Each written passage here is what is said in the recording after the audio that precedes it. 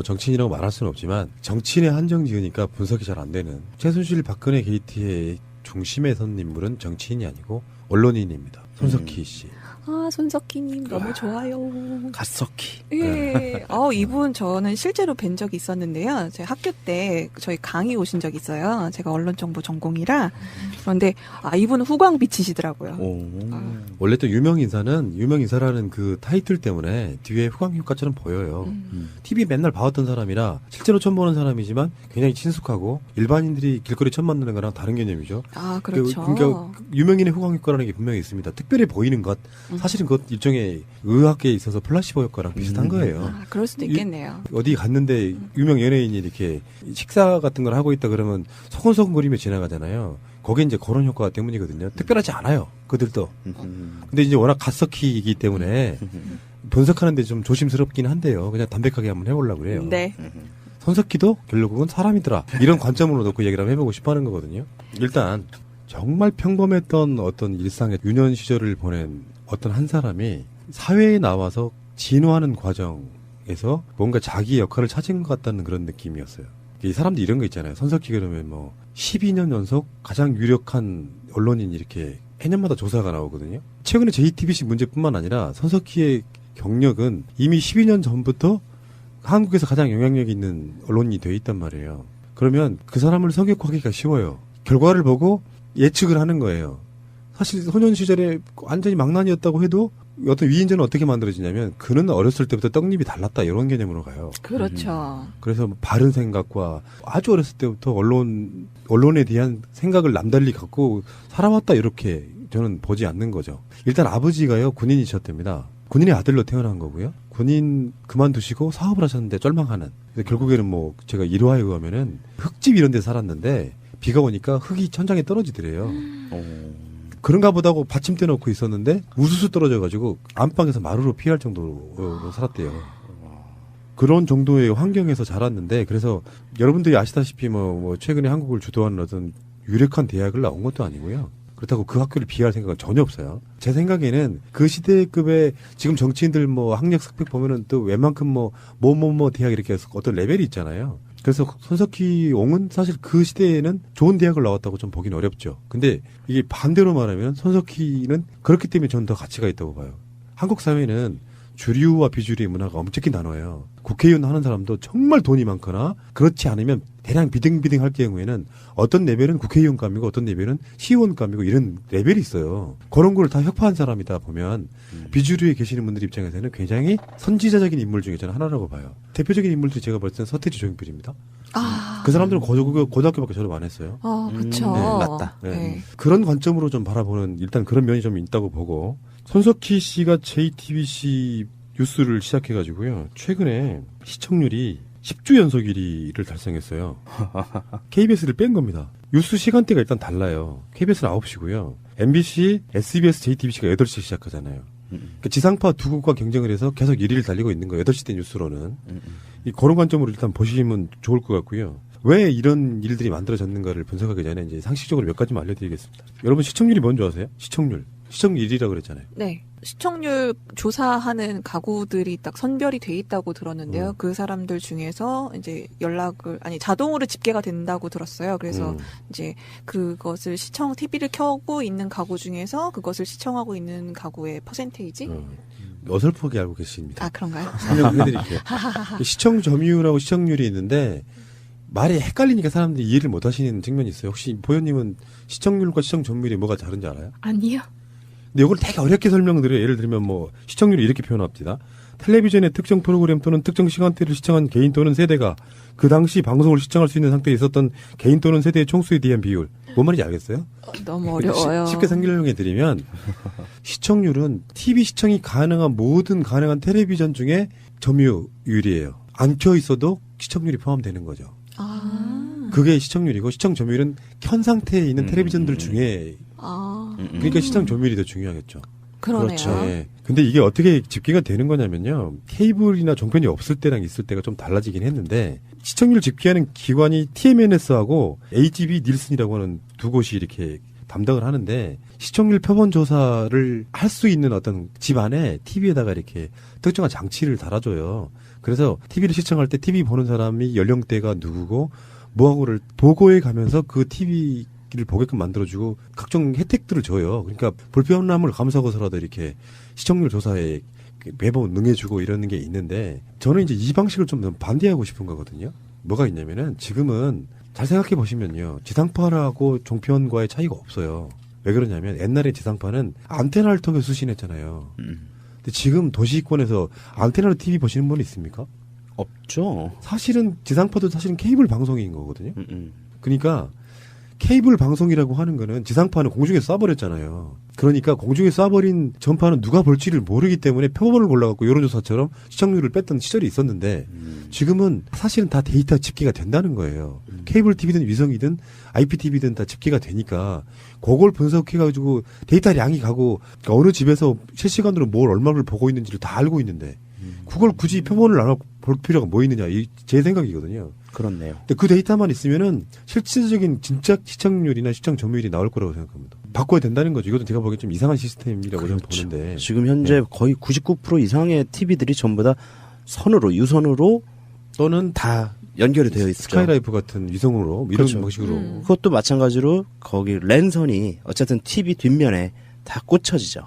네. 그렇기 때문에 이거는 뭐 반드시 집계가 될 수밖에 없는 것 같아요. 요즘에는 거의 인터넷과 다 연동해가지고 뭐 IPTV니 뭐 해가지고 다 그런 거 많이 보잖아요. 그렇죠. 네. 셋탑박스 안 단 집이 네, 없죠. 그래서 핸드폰과 뭐 연동하면 할인도 해주기 때문에 다 그런 식으로 바꾸는 추세인데요. 네. 그렇죠. 그래서 다시 이제 원점으로 돌아가면 지상파 갖고 있는 특혜 중에 하나는 일단 번호가 빠르죠. 우리가 인식 속의 TV 그러면은 MBC로 대표되는 11번, KBS 9번, KBS 2채널 7번 이런 개념이었고 거기에 SBS가 붙으면서 6번이었는데 요즘엔 6번을 실제로 보면 잘 안 써요. 왜 5번 그러냐면 쓰더라고요. 이제 홈쇼핑 때문에 그런 거죠. 중간중간에 홈쇼핑이 들어가줘야 돼서 완전 상업화된 건데 그 기존적인 인식이 있고요. 그리고 사실은 종편이라고 부르지만 사실은 좀 더 정확한 표현은 케이블 TV예요. 일종의 분류로만 따지면은. 그러니까 TVN이나 YTN이나 종편이나 사실은 다 똑같은 위치에 있는 거거든요. 근데 왜 종편이라는 이름을 쓴 거죠? 종합 편성 채널이라는 개념은 케이블 TV는 기존 지상파에 비해서 특화되어 있는 채널들이 많잖아요. 드라마 채널, 스포츠 채널 뭐 등등등 있는데 지상파는 그 모든 걸 다 하잖아요. 종합적으로 드라마도 있고 보도, 교양, 시사, 다큐멘터리 다 있잖아요. 예능까지. 그 기능을 똑같이 갖고 간 게 종편인 거죠. 종합적으로 편성되어 있는 채널. 보도 채널 같은 특화된 채널이 아니라 지상파랑 기능이 똑같은 거를 줄여서 종편이라고 부르는 거예요. 근데 어찌됐건 그 8시 뉴스 시간대에 JTBC가 SBS, MBC를 이겼다고 하는 것은 사실상 좀 기적 같은 일이에요. 그래서 지금 최근에는 뭐 날마다 시청률이 다르게 나오지만 약 10% 정도의 시청률이 나오고 있거든요. 지금 MBC 같은 경우는요, 5%가 안 됩니다. 박근혜 지지율하고 비슷하네요. 대지상파가 그렇다는 거고, SBS는 예전에 지상파들끼리 경쟁할 때는 SBS 가장 선명했어요. 마치 공영방송 같았어. 그 김성준 앵커에 좀 덕도 좀 있는 거고요. 그러다가 시들해졌어요. 완전히 장악되면서. SBS가 왜 그럴 수밖에 없었냐면, SBS는 주체가 기업이 운영하는 방송이기 때문에 MBC나 KBS처럼 방문진이나 KBS 이사회를 통해서 지배받지 않는 것이고 방송통신을 위해서 심의 제재만 받는 정도예요. 그러니까 상대적으로 좀 훨씬 더 편안했던 측면이 없잖아 있는 것이죠. 어쨌든 간에 그런 측면이 있는데 이 상황에서 JTBC가 기존의 지상파들을 월등하게 배 정도로 이기고 있다고 하는 것은 범국민적으로 정말 대단한 신뢰를 받고 있는 거고요. 이게 순간 시청률로만 끝나는 게 아니고요. 포털에 가면 있죠. 뉴스 다시 보기도 있고 다음에 팟캐스트로 나가기도 하죠. 그러니까 이것들이 사실상 KBS 뉴스만큼의 보는 사람이 저는 꽤 많다고 봐요. 우리가 팟캐스트에 익숙한 사람들은 JTBC 그 실시간대로 앉아서 보고 있지 않아도 언젠가 다른 방식으로 보거든요. 그러니까 현재 한국에서 가장 영향력 있는 언론은 JTBC 뉴스라고 저는 보거든요. 그 JTBC 뉴스가 지금 뭐 10주, 11주 연속 1위를 하고 있다는 의미는 언론들의 분석이기도 하지만 저는 동감하기 때문에 이런 거예요. 일단 첫 번째는 손석희에 대한 신뢰. 네. 두 번째는 뉴스의 방식이 다르다는 거예요. 그걸 이제 흔히 말해서 이렇게 표현합니다. 일반 뉴스는 기계적 균형을 유지하기 위해서 객관성을 중심으로 해요. 그 KBS나 MBC가 정상이라고 할지라도 야당 꼭지 보도해주면 여당 꼭지 같이 보도해주면서 기계적 균형을 유지해요. 근데 어떤 사안에 대해서는 기계적 균형을 유지하면 잘못한 여당 쪽에 비판을 막 할애를 해야 되는데 그만큼 야당의 비율을 맞춘다거나 이런 방식으로 하게 되면은 가치가 사라져버리는 측면. 객관적 저널리즘이라고 합니다. 기계적 균형. 그렇게 하지 않고 손석희 쪽을 부르는 것은 이제 맥락 저널리즘이라고요. 맥락이 맞으면 그게 손석희의 워딩 중에 있잖아요. 한 걸음 더 들어가는 뉴스. 네. 그게 이제 맥락 저널리즘이라고 해서 그런 기계적 균형을 맞추는 것이 아니고 선택과 집중일 수도 있어요. 뉴스를 쭉 보고 뉴스밸류라는 게 있단 말이에요. 뉴스의 가치성이 있는데 예전에는 그 뉴스의 가치를 방송국 편집국 또는 청와대가 결정을 하는 시스템. 무슨 꼭지를 앞에 내지 마라. 이 뉴스를 내지 마라. 꼭 내야겠으면 뭐 10꼭지 이후에 집어넣어라. 이런 방식으로 보도 지침이 그 그런 순서가 거잖아요. 있으니까요. 그러니까. 그런 뉴스가 아니고 손석희의 뉴스는 선택과 집중 면에서는 그런 측면이 있다는 거죠. 오늘 진짜 중요한 뉴스 이거라고 생각하면 집중적으로 그것만 파는 거예요. 네. 그래서 관련된 보도를 한 꼭지, 두 꼭지, 세 꼭지 또는 기자가 직접 나와갖고 그거에 대한 이야기를 맥락을 짚어주고 거기에 대해서 개념을 이해시켜 주려고 노력한다는 거죠. 네, 좀 친절한 뉴스인다는 생각이 많이 들어요. 그리고 SNS를 통해서 시청자와 소통도 많고요. 왜 이번에 이재명 전원책이 나온 100분 토론에 관해서 이제 팩트 체크라고 해가지고 누가 팩트가 맞는지에 대한 애프터 서비스 이런 것도 굉장히 되게 좋았거든요. 그러니까 한마디로 피드백이 되는 그런 뉴스라고 봐야죠. 그러니까 우리는 기존의 뉴스 문법이 어떤 거였냐면은 기자가 낮에 현장에 나가서 취재를 해와요. 찍어도 오고 코멘트도 만들어서 이렇게 해와요. 그 사이 뉴스가 시작되기 전에 기자들이 막 편집을 해요. 그 사이에 뉴스를 만드는 곳에서는 무엇을 해야 되냐면은 여기서 이제 앵커란 개념이 제가 소개를 해드리면은 웬만한 사람들 아는 얘기인데 손석희의 지점이 좀 애매한 부분이 없지 않아 있어요. 손석희를 많은 사람들이 아나운서라고 생각합니다. 사실 맞고 시작도 아나운서로 했고요. 그 앵커라고 하는 거는 원래 뜻은 배가 달려있는 닻을 말하는 거예요. 아, 그 앵커가 그 네. 앵커예요? 네, 같은 말이에요. 몰랐다. 그래서 배가 떠내려가지 않게 이렇게 고정해주는 역할을 하죠. 다른 표현 방식으로 말하면은 보도국에서 그 뉴스를 중심을 잡아주는 역할을 하는 사람이 앵커입니다. 그리고 끌어가는 사람이에요. 그러니까 사전적 의미는 시작은 똑같은 그런 의미를 갖고 앵커라는 말이 만들어지면서 또 하나의 사전적 의미가 붙은 거죠. 시작은 그 배에서 나왔다고 보시면 되는데 그러다 보니까 방송국 시스템 속에 들어가면은 현대에 오면 올수록 아나운서들은 연예인화됩니다. 그러니까 아나운서여서 뉴스를 읽는 사람은 사실은 앵커라고 부르면 안 되는 거예요. 그래서 각 주요 방송사의 보도국의 보도 뉴스는 아나운서가 진행하는 게 아니고 기자들이 진행합니다. 옛날에 엄기영 같은 사람, 국회의원하고 있는 정동영 같은 사람, 박영선 같은 사람들이 다 기자 출신 앵커들입니다. 9시 뉴스, 8시 뉴스는 그 방송국의 보도 기능의 코어이자 핵심이에요. 그러다 보니까 직접 취재를 하지 않은 멘트만 읽어주는 아나운서들로는 사실감이 떨어지는 겁니다. 그래서 멘트력이 되는 기자들, 간부급 기자들이 나와서 앵커를 직접 하는 거예요. 그 시스템을 잘 모르시는 분들이 그 뉴스를 하게 되면 그 사람을 아나운서라고 무조건 획일적으로 불러버리는 거예요. 지금도 정동영, 박영선을 아나운서 출신이라고 하는 사람이 있습니다. 근데 아나운서가 낫다, 좋다 이런 차원이 아니고 보도 기능으로만 만들어진 것은 아니라는 말씀을 드리는 거예요. 근데 손석희는 아나운서로 들어왔는데 그 당시 MBC에서는 기자 역할도 한 걸로 알려지고 있는 거예요. 아나운서와 보도국이 분류가 안 됐던 시점에서는 아나운서국 근무를 하면 아나운서인 거고 보도국 가서 현장을 취재를 하면 기자인 거였던 시절이 있었던 거죠. 거기서 느꼈던 그래서 실제로 MBC에 보면은 이상한 전통들이 있습니다. 처음에 아나운서로 들어왔던 사람들이 아나운서로는 사실 저널리즘을 할 수가 없구나라는 걸 깨달으면 기자시험 다시 보고 들어온 케이스가 굉장히 많아요. 아, 네, 그랬다는 케이스 많이 들어봤어요. 자기 스스로 뭔가 자기가 하는 말이 무엇인지 더 알고자 하는 그런 욕심이 생기면 기자 시험을 다시 봐서 다시 들어오시더라고요. 그리고 MBC의 유명한 앵커들, 이 사람들이 처음에 아나운서로 들어왔다가 기자로, 그러니까 같은 방송사 내에서 직업을 바꾼 케이스는 되게 많아요. 근데 지금 뉴스 하시는 분들, 현재 손석희와 비교가 되는 그 앵커들은 다 사실은 기자 출신들이고요. 손석희 자체는 굉장히 특이한 종류의 언론인인 거예요. 그들의 입장에서 보면은. 그러니까 손석희가 명성을 얻은 데는 JTBC 뉴스가 아니고 100분 토론이라든지 아침에 했던 손석희만의 그 라디오 방송 있잖아요. 시선 집중 같은 걸 하게 되면서 그 신뢰 이미지를 쌓아왔는데 손석희는 우리 쪽 언론인이 아닙니다. 아, 그런가요? 그거 자체가 손석희를 욕먹이는 행위예요. 예를 들어서 촛불 집회 관련해 가지고 박근혜 변호인단이 뭐라고 했냐면은 저 촛불은 민심이 아니다. 좌파들 일부 빨갱이들이 선동해서 만든 행사다라고 얘기했잖아요. 그것은 뭐냐면 대부분의 대표적인 갈라치기거든요. 그 사람들을 다 민의를 좌파 빨갱이들의 선동에 노란한 사람들로 폄하하는 거잖아요. 그쪽을 선동함에 있어갖고 이런 게 있죠. 손석희는 원래 진보 좌파 출신이야라고 이야기해버리면은 손석희 뉴스 가치가 반으로 떨어지는 겁니다. 그래서 손석희를 우리 쪽 언론이라고 생각하거나 말하면 안 되는 거예요. 말도 안 되는 거지 그게. 진짜로 균형감, 공정성이란 현상 있는 그대로 말하는데 어쩔 때는 상황에 따라서 진보 쪽에 유리할 수도 있고 어쩔 때는 수구 꼴통 세력들한테 유리할 수도 있지만 손석희가 그 지점에 한 중간을 유지하고 있어줘야 되는 대목은 그가 사실은 진보 쪽이 아님에도 불구하고 공정하게 깠더니 최순실 박근혜가 나쁘더라. 이 공식이 성립돼야 되는데 저쪽에 계속되는 프레임은 손석희가 좌파이기 때문에 우파를 깐다고 얘기해버릴 수도 있는 거죠. 그러네요. 손석희가 말하는 균형은 바로 그런 것 때문에 나오는 거거든요. 좌파 패널로 나온 사람들한테 집요하게 뭔가를 물어보면서 그 사람들 논리를 깨는 것도 그런 노력 중에 하나인 거죠. 그러니까 손석희 자체가 저는 기계적 균형 감각으로 그렇게 방송한다고 생각하지는 않습니다. 언론인으로 사는 법을 체득하신 분처럼 보여요. 그래서 손석희 씨는 제가 봤을 때 이 현상들을 꽤 즐기는 듯한 느낌을 받습니다. JTBC 뉴스룸에서 태블릿 PC를 까므로써 사실상 박근혜가 탄핵된 거거든요. 결론으로만 놓고 보면. 그렇죠. 시작이 발단이 그거였죠. 그럼 얼마나 많은 사람들한테 협박과 이런 걸 받았겠어요? 근데 뚝심 강단만으로 그걸 끌어갈 수는 없어요. 손석희는 다른 면에서 보면은 그런 걸 즐기는 거죠. 저 사람이 언론인이라고 하는 사람들이 자기를 좋아해주고 존경해주는 거에 대한 열광을 즐기는 거라고 생각해요. 농담처럼 팟캐스트에 손석희라고 이야기하는 이유가 뭐냐면은 그런 류의 인간형을 잘 알아요. 내 생각하고 똑같기 때문에 그래요.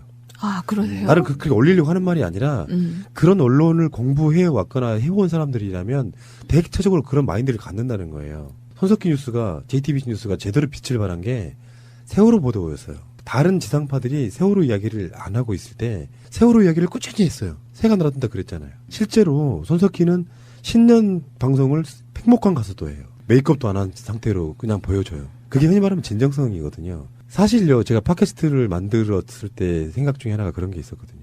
지상파 언론인들 굉장히 혐오합니다, 솔직히 말하면. 다는 아니지만. 언론고시 통과해가지고 좋은 차 타고 얼굴에 기름 번지르르하게 흐르고 좋은 옷 입고 방송사 출퇴근하면 사람들이 알아봐주고 존경해주고 어디 가면 언론인이라고 대접받고 하지만 정부 이정현 같은 사람들이 전화해대면 거기에 맞춰주고 그런 방송이나 보도를 하고 있는 자들이 언론인이라고 혹한이 우리나라에서 가장 영향력 있는 분야에 있는 거예요. 언론이 얼마나 위대한 분야에 있냐면 여러분 잘 생각해 보세요. 국회, 청와대, 검찰, 법원에서 어떤 뉴스가 나오면 뭐합니까? 그걸 국민에게 알리는 것은 언론인데 어떤 시각으로 알리느냐. 뉴스를 진짜 중요한 뉴스인데 보도를 안 해버리면 그건 뉴스도 아닌 거예요. 그만큼 현대사회에서는 미디어의 영향력이 절대적이라고 보시면 돼요. 그들이 변절하거나 정권에 야부하기 시작하면 나라가 개판 쳐지는 거죠. 그런 자들이 언론인이라고 월급 많이 받고 살아왔던 거예요. 그래서 저는 그들을 경멸하는 겁니다. 그런 관점이기 때문에 팟캐스트를 하는 게 그런 쪽에 있는 것보다 훨씬 더 마음 편한 거예요. 양심상 그런 관점으로 이렇게 바라보는 관점으로 봤을 때 손석희는 지극하게 언론인으로서의 가치가 무엇인지를 정확하게 꿰뚫고 있는 사람이라고 저는 보는 겁니다. 그 순간순간 시청률에 연연하는 게 아니고요. 손석희 이전에 JTBC 뉴스는 굉장히 조잡했어요. 맥락이 없었다 이거죠. 근데 손석희를 영입했던 홍석희의 생각은 그거였다고 봐요. 철저한 시장적 접근이라고 봐요. 상업적 접근인 거죠. 정편들이 다 이명박근혜에 편들고 있잖아요. JTBC만이라도 진보 우리나라 인구의 반인 민주 진보 쪽 사람들에게도 마음에 드는 방송을 만들어야겠다라고 생각을 했을 거예요. 왜냐하면 그 사람들도 소비자고 시장이란 말이에요. 그렇죠. 그 많은 사람들을 우리가 끌어올 수 있으니까 이제까지 정말 다른 사람들이 다른 언론들이 아무 말도 안 하고 있을 때 정말 빈 블루오션이죠. 예. 그런 관점으로 봤을 때는 나는 손석희라고 하는 사람이 갖고 있는 그 생각들 이런 것들이 사실 즐길 줄 알아야 돼요. 악플도 감수하고 악플을 대처하는 자세 1분만 마음 아파라. 그 다음부터는 악플 안 달리는 걸 마음 아파라. 즐기라는 거죠. 악플도 안 달리는 건 굉장히 불행한 일입니다. 존재감 없다는 뜻이고요. 무플이 제일 안타깝죠. 그렇죠. 근데 이제 우리 같은 방송도 이런 게 있습니다. 특별히 잘못한 게 없다. 그렇게 받아들여도 돼요. 특별히 잘한 것도 없지만 특별히 잘못한 것도 없다. 그렇게 받아들이시면 되고 어쨌든 손석희에 대한 뭐 이야기보다 언론 전반에 관한 이야기가 더 많이 나온 것 같은데 손석희에 대한 얘기는 다음 주에 좀 더 해보려고 그래요. 이게 좀 비진해. 왜냐면 다른 이야기 할 게 너무 많아요. 그래서 손석희 우리 방송 시간에 굉장히 많이 나가가지고 뭐 중간에 뭐 이렇게 새는 것도 있었지만 어쨌든 간에 손석희는 지금 현 상태를 즐기고 있다. 저는 그렇게 봅니다. 그러네요. 그렇죠. 네. 근데 이게 어떻게 집계가 되는 거냐면요. 케이블이나 종편이 없을 때랑 있을 때가 좀 달라지긴 했는데 시청률 집계하는 기관이 TMNS하고 HB 닐슨이라고 하는 두 곳이 이렇게 담당을 하는데 시청률 표본 조사를 할 수 있는 어떤 집 안에 TV에다가 이렇게 특정한 장치를 달아줘요. 그래서 TV를 시청할 때 TV 보는 사람이 연령대가 누구고 뭐하고를 보고해 가면서 그 TV를 보게끔 만들어주고 각종 혜택들을 줘요. 그러니까 불편함을 감수하고서라도 이렇게 시청률 조사에 매번 응해주고 이러는 게 있는데 저는 이제 이 방식을 좀 반대하고 싶은 거거든요. 뭐가 있냐면은 지금은 잘 생각해 보시면요. 지상파하고 종편과의 차이가 없어요. 왜 그러냐면 옛날에 지상파는 안테나를 통해 수신했잖아요. 근데 지금 도시권에서 안테나로 TV 보시는 분이 있습니까? 없죠. 사실은 지상파도 사실은 케이블 방송인 거거든요. 그러니까 케이블 방송이라고 하는 거는 지상파는 공중에 쏴버렸잖아요. 그러니까 공중에 쏴버린 전파는 누가 볼지를 모르기 때문에 표본을 골라갖고 여론조사처럼 시청률을 뺐던 시절이 있었는데 지금은 사실은 다 데이터 집계가 된다는 거예요. 케이블 TV든 위성이든 IPTV든 다 집계가 되니까 그걸 분석해가지고 데이터량이 가고 그러니까 어느 집에서 실시간으로 뭘 얼마를 보고 있는지를 다 알고 있는데 그걸 굳이 표본을 볼 필요가 뭐 있느냐 제 생각이거든요. 그렇네요. 근데 그 데이터만 있으면은 실질적인 진짜 시청률이나 시청 점유율이 나올 거라고 생각합니다. 바꿔야 된다는 거죠. 이것도 제가 보기엔 좀 이상한 시스템이라고 저는 보는데. 지금 현재 거의 99% 이상의 TV들이 그 사람을 성역하기가 쉬워요. 결과를 보고 예측을 하는 거예요. 사실 소년 시절에 완전히 망난이었다고 해도 어떤 위인전은 어떻게 만들어지냐면 그는 어렸을 때부터 떡잎이 달랐다 이런 개념으로 가요. 그렇죠. 그래서 뭐 바른 생각과 아주 어렸을 때부터 언론에 대한 생각을 남달리 갖고 살아왔다 이렇게 저는 보지 않는 거죠. 일단 아버지가요 군인이셨답니다. 군인의 아들로 태어난 거고요. 군인 그만두시고 사업을 하셨는데 쫄망하는. 그래서 결국에는 뭐 제가 일화에 의하면은 흙집 이런 데 살았는데 비가 오니까 흙이 천장에 떨어지더래요. 그런가 보다고 받침대 놓고 있었는데 우수수 떨어져가지고 안방에서 마루로 피할 정도로 살았대요. 그런 정도의 환경에서 자랐는데 그래서 여러분들이 아시다시피 뭐 최근에 한국을 주도하는 어떤 유력한 대학을 나온 것도 아니고요. 그렇다고 그 학교를 비하할 생각은 전혀 없어요. 제 생각에는 그 시대급의 지금 정치인들 뭐 학력 스펙 보면은 또 웬만큼 뭐 대학 이렇게 해서 어떤 레벨이 있잖아요. 그래서 손석희 옹은 사실 그 시대에는 좋은 대학을 나왔다고 좀 보기는 어렵죠. 근데 이게 반대로 말하면 손석희는 그렇기 때문에 저는 더 가치가 있다고 봐요. 한국 사회는 주류와 비주류의 문화가 엄청히 나눠요. 국회의원 하는 사람도 정말 돈이 많거나 그렇지 않으면 대량 비등비등할 경우에는 어떤 레벨은 국회의원감이고 어떤 레벨은 시의원감이고 이런 레벨이 있어요. 그런 걸 다 혁파한 사람이다 보면 비주류에 계시는 분들 입장에서는 굉장히 선지자적인 인물 중에 저는 하나라고 봐요. 대표적인 인물들이 제가 볼 때는 서태지 조용필입니다. 그 사람들은 고등학교밖에 졸업 안 했어요. 그렇죠. 네, 맞다. 네. 전부 다 선으로 유선으로 또는 다 연결이 되어 있죠. 스카이라이프 같은 위성으로 이런 그렇죠. 방식으로. 그것도 마찬가지로 거기 랜선이 어쨌든 TV 뒷면에 다 꽂혀지죠. 네. 그렇기 때문에 이거는 뭐 반드시 집계가 될 수밖에 없는 것 같아요. 요즘에는 거의 인터넷과 다 연동해가지고 뭐 IPTV니 뭐 해가지고 다 그런 거 많이 보잖아요. 그렇죠. 네. 셋탑박스 안 단 집이 네, 없죠. 그래서 핸드폰과 뭐 연동하면 할인도 해주기 때문에 다 그런 식으로 바꾸는 추세인데요. 네. 그렇죠. 그래서 다시 이제 원점으로 돌아가면 지상파 갖고 있는 특혜 중에 하나는 일단 번호가 빠르죠. 우리가 인식 속의 TV 그러면은 MBC로 대표되는 11번, KBS 9번, KBS 2채널 7번 이런 개념이었고 거기에 SBS가 붙으면서 6번이었는데 요즘엔 6번을 실제로 보면 잘 안 써요. 왜 그러냐면 5번 쓰더라고요. 홈쇼핑 때문에 그런 거죠. 중간중간에 홈쇼핑이 들어가줘야 돼서 완전 상업화된 건데 그 기존적인 인식이 있고요. 그리고 사실은 정편이라고 부르지만 사실은 좀 더 정확한 표현은 케이블 TV예요. 일종의 분류로만 따지면은. 그러니까 TVN이나 YTN이나 정편이나 사실은 다 똑같은 위치에 있는 거거든요. 근데 왜 정편이라는 이름을 쓴 거죠? 종합 편성 채널이라는 개념은 케이블 TV는 기존 지상파에 비해서 특화되어 있는 채널들이 많잖아요. 드라마 채널, 스포츠 채널 뭐 등등등 있는데 지상파는 그 모든 걸 다 하잖아요. 종합적으로 드라마도 있고 보도, 교양, 시사, 다큐멘터리 다 있잖아요. 예능까지. 그 기능을 똑같이 갖고 간 게 정편인 거죠. 종합적으로 편성되어 있는 채널. 보도 채널 같은 특화되어 있는 채널이 아니라 지상파랑 기능이 똑같은 걸 그런 관점으로 좀 바라보는 일단 그런 면이 좀 있다고 보고 손석희 씨가 JTBC 뉴스를 시작해가지고요. 최근에 시청률이 10주 연속 1위를 달성했어요. KBS를 뺀 겁니다. 뉴스 시간대가 일단 달라요. KBS는 9시고요. MBC, SBS, JTBC가 8시에 시작하잖아요. 그러니까 지상파 두 곳과 경쟁을 해서 계속 1위를 달리고 있는 거예요. 8시 대 뉴스로는. 그런 관점으로 일단 보시면 좋을 것 같고요. 왜 이런 일들이 만들어졌는가를 분석하기 전에 이제 상식적으로 몇 가지만 알려드리겠습니다. 여러분 시청률이 뭔지 아세요? 시청률 1위라고 그랬잖아요. 네. 시청률 조사하는 가구들이 딱 선별이 돼 있다고 들었는데요. 그 사람들 중에서 이제 자동으로 집계가 된다고 들었어요. 그래서 이제 그것을 TV를 켜고 있는 가구 중에서 그것을 시청하고 있는 가구의 퍼센테이지? 어설프게 알고 계십니다. 아, 그런가요? 설명해드릴게요. 시청 점유율하고 시청률이 있는데 말이 헷갈리니까 사람들이 이해를 못 하시는 측면이 있어요. 혹시 보현님은 시청률과 시청 점유율이 뭐가 다른지 알아요? 아니요. 근데 이걸 되게 어렵게 설명드려요. 예를 들면 뭐 시청률을 이렇게 표현합니다. 텔레비전의 특정 프로그램 또는 특정 시간대를 시청한 개인 또는 세대가 그 당시 방송을 시청할 수 있는 상태에 있었던 개인 또는 세대의 총수에 대한 비율. 뭔 말인지 알겠어요? 너무 어려워요. 쉽게 설명해 드리면 시청률은 TV 시청이 가능한 모든 가능한 텔레비전 중에 점유율이에요. 안 켜 있어도 시청률이 포함되는 거죠. 아. 그게 시청률이고 시청 점유율은 켠 상태에 있는 텔레비전들 중에 아. 그러니까 시청 점유율이 더 중요하겠죠. 뭐 정치인이라고 말할 수는 없지만 정치인에 한정 지으니까 분석이 잘 안 되는 최순실 박근혜 게이트의 중심에 선 인물은 정치인이 아니고 언론인입니다. 손석희 씨. 아, 손석희님 너무 좋아요. 갓석희. 예. 이분 저는 실제로 뵌 적이 있었는데요. 저희 학교 때 저희 강의 오신 적이 있어요. 제가 언론정보 전공이라. 그런데 이분은 후광빛이시더라고요. 원래 또 유명인사라는 그 타이틀 때문에 뒤에 후광 효과처럼 보여요. TV 맨날 봐왔던 사람이라 실제로 처음 보는 사람이지만 굉장히 친숙하고 일반인들이 길거리 처음 만나는 거랑 다른 개념이죠. 아, 그렇죠. 그러니까 유명인의 후광 효과라는 게 분명히 있습니다. 특별히 보이는 것.